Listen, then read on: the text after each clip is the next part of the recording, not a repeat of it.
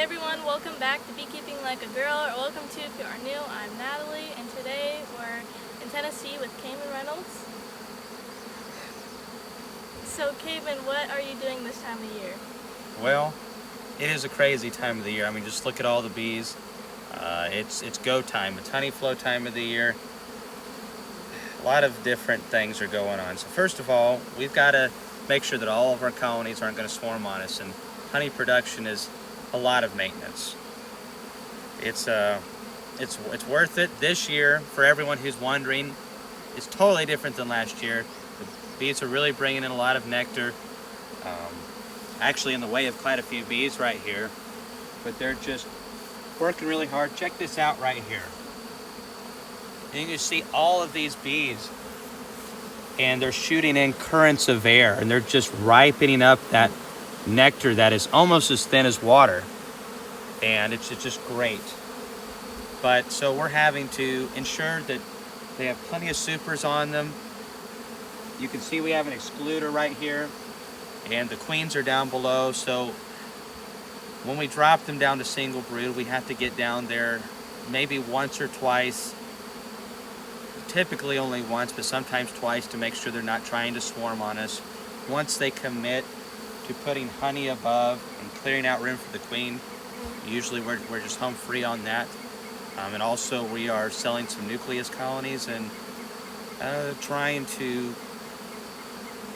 make some queens whenever we can. So there's a lot of different things going on right now, but primarily, it's early May, so honey production, you can only make it for about a month and a half here in Tennessee. So if we want to make any honey, we've got to have our bees give them all the attention we can.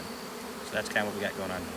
So Cayman, why do you have different sized colonies in this yard? Well, that's a great question, and I don't know if I 100% know completely the answer to that, but typically it's because there's a certain percentage that come out of winter that aren't quite as good, and those are the ones that you're going to see that are in singles or just doubles. All the ones that are honey production level are going to have supers on them, and the ones that did not make honey production grade, they are going to be used for pulling resources for making nukes to sell, or for pulling bees for queen production.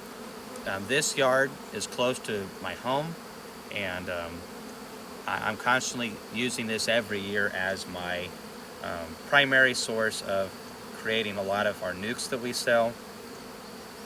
Part of the reason for that is this is not my best honey production yard. However, with all the bees that are flying today, it looks like it's a fantastic one. And it is a good yard. It's above average, but I just have some better ones. Many of you may wonder what's going on with the sound of my voice. I have allergies.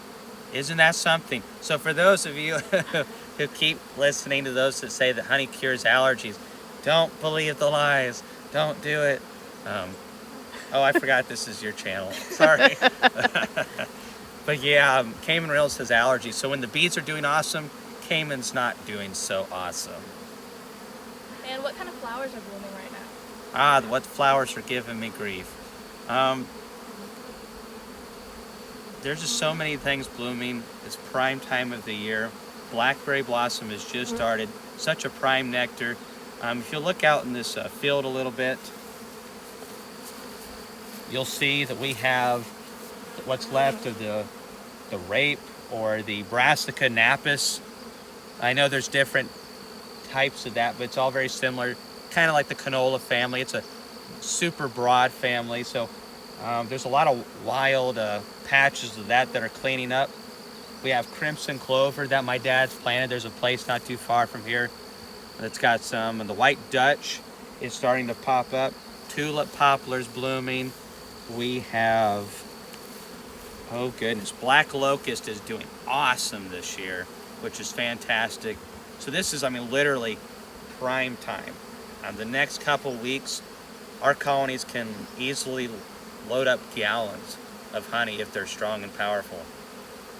And we don't have a long flow again here in Tennessee, but the fringed Phacelia, that finished blooming up about last week. We're very fortunate to have quite a bit of diversity, but it is a short, compact, powerful season typically here. And if your colonies are ready for it, you can produce 100 pounds in this area of Tennessee. Last year, it didn't matter what kind of colonies you had, you weren't producing it. So let's see, I think that covers most of the big stuff. We do have a couple outliers. Empress trees, privet will start before too long, but yeah, that covers everything that we have right now.